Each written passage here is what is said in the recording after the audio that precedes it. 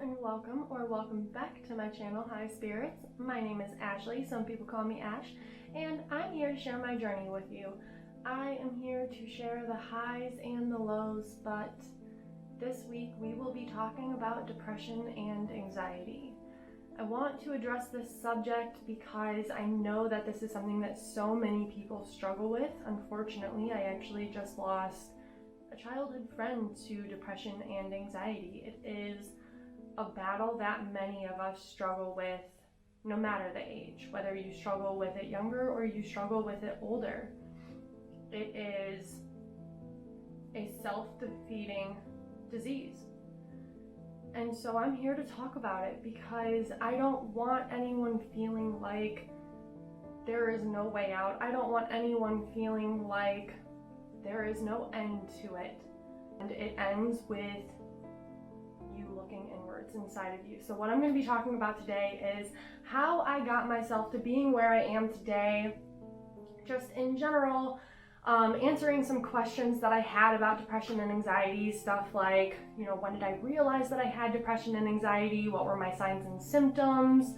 How did I stop myself from going back to depression and anxiety? So just in general, a lot of really awesome questions. And if I don't answer a question that you have, please leave me a comment, or you can even send me a message on my Instagram. All right, without further ado, let's go ahead and get started. When did I realize that I had depression and anxiety? All right, so before I answer this question, I first want to say that everyone experiences depression and anxiety differently. So if you aren't experiencing the same signs and symptoms that I was experiencing, I'm not saying that you didn't go through it. Everyone is so different and we all go through different things. I knew that I had depression and anxiety because I was always so negative. I felt like no one wanted to be around me. I always expected problems to be there, so I was that person that said, that was bound to happen, because I just didn't think that I was capable of being happy all the time. So I experienced a lot of panic attacks. I would get them about 2 to 3 times a week, and when you have a panic attack, you feel like your chest is tightening, you feel like you can't breathe, and you start hyperventilating, and in the time I really want to say that it feels like your world is like completely caving in. And some people might have even experienced, feeling trapped inside of their own heads, like they just want to hold it and scream. So those were, my signs and symptoms. That's how I knew that I had depression and anxiety. It's a very real thing, but I also do believe that many people do create their own depression and anxiety, and that's something that not a lot of people do talk about. Okay, question number 2. What are some positive coping mechanisms to depression and anxiety? So, the first thing that I want to mention here is that I feel coping is another way of just saying you're dealing with it, and we don't just want to deal with depression and anxiety. We want to eliminate it from our lives.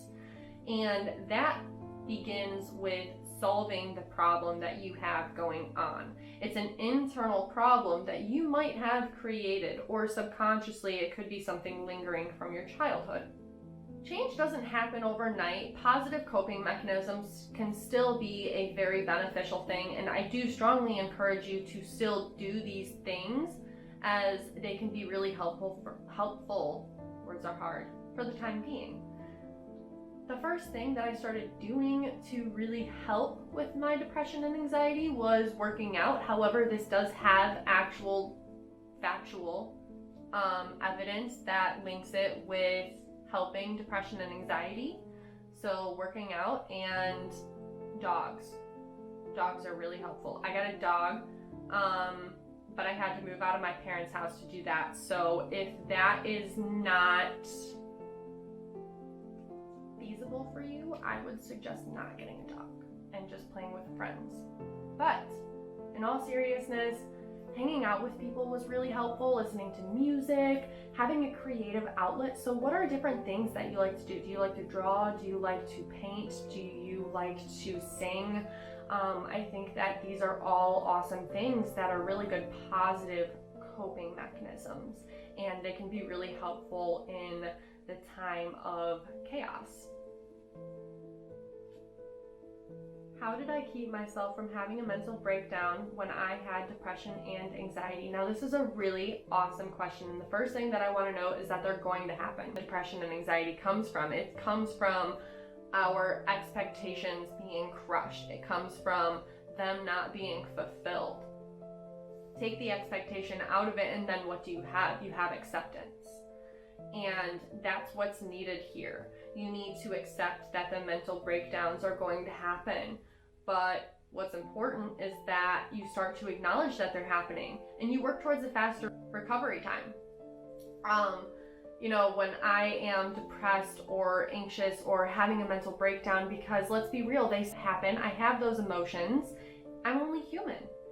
And I take the time to reflect on the things that I'm grateful for. Because when you're grateful for what you already have, it allows you to create more of that emotion. If you're thinking negative thoughts about, this happened or that happened and woe is me, you're only going to continue to create more of those emotions. So I really want you to start to accept where you are at, because that is what's going to help you move on.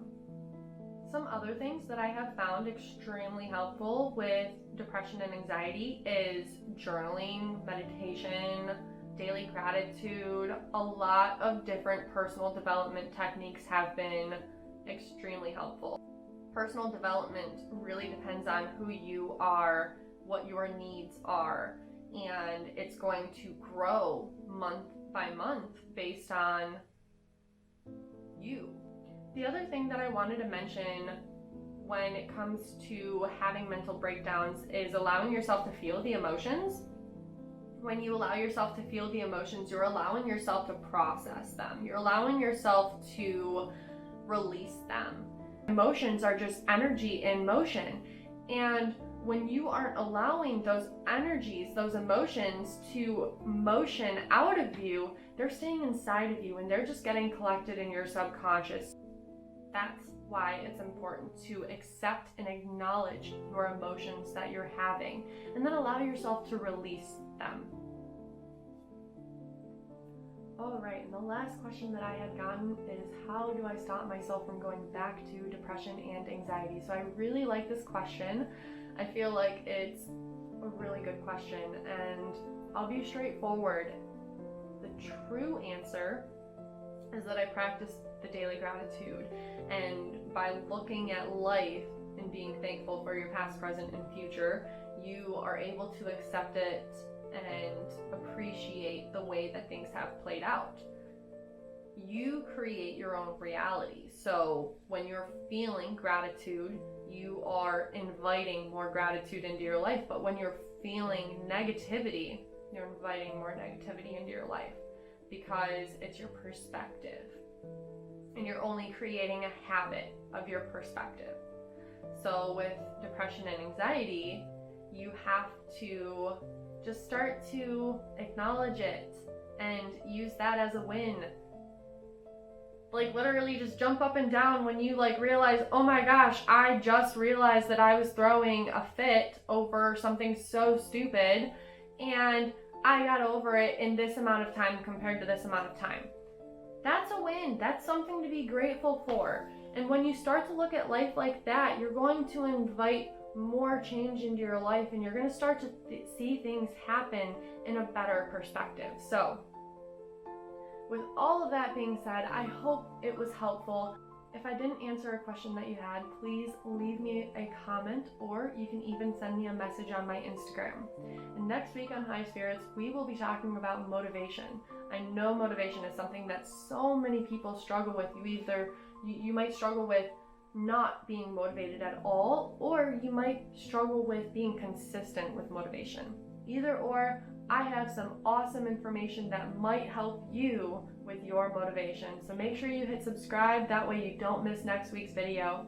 All right, I'll see you then.